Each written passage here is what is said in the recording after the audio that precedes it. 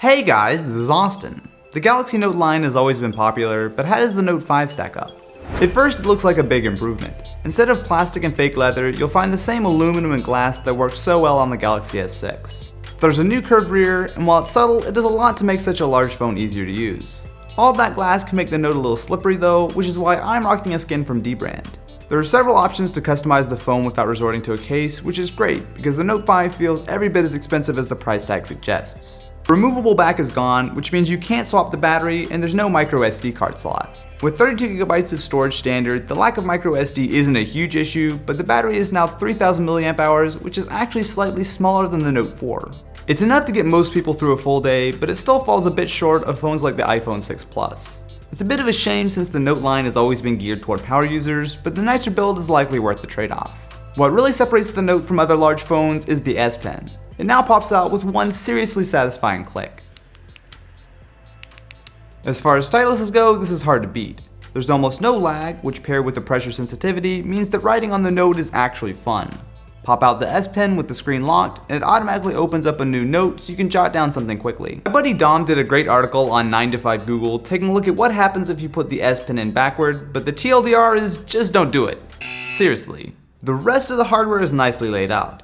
The power button on the right side and volume rocker on the left is nice and comfortable, and the micro USB and headphone jack are on the bottom, which is the way to go. You won't find an IR blaster for controlling a TV like the Note 4 and S6, but you can still measure your heart rate and blood oxygen level, which paired with S-Health makes the Note a good workout tracker.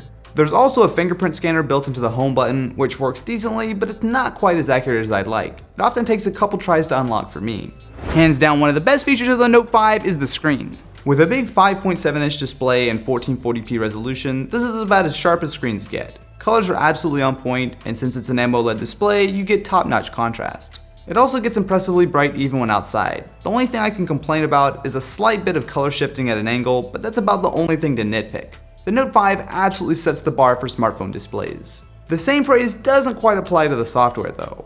It's running Android 5.1 Lollipop, and like the S6, Samsung was much more reserved when making changes. There are a few added apps, but they're useful for the most part. I'm still not a fan of TouchWiz, but use another launcher or download a skin and it's totally usable. Multi-window can actually be pretty useful for running a couple apps side by side, and with a whopping 4GB of RAM, the Note does a good job of multitasking, although it's hard to say how much of a difference the extra memory actually makes. The rest of the specs are no joke, with the same 8-core Exynos CPU from the S6 delivering one of the fastest mobile processors out there, and the graphics are also top-notch, which is helpful as you need some serious horsepower to push a 1440p screen.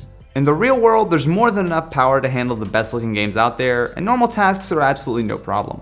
Also carried over is the 16-megapixel camera from the Galaxy S6. It remains one of the best in the business, with lots of detail and good color. Low light can be a video is solid as well. 1080p footage is rock solid for a phone with nice detail, and while you can shoot in 4K, the stabilization makes things look a little like Jello.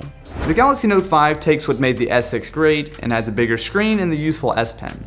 The battery could be slightly better, and I'd appreciate a closer to stock build of Android, but the Note 5 is hands down one of the best phones you can buy today.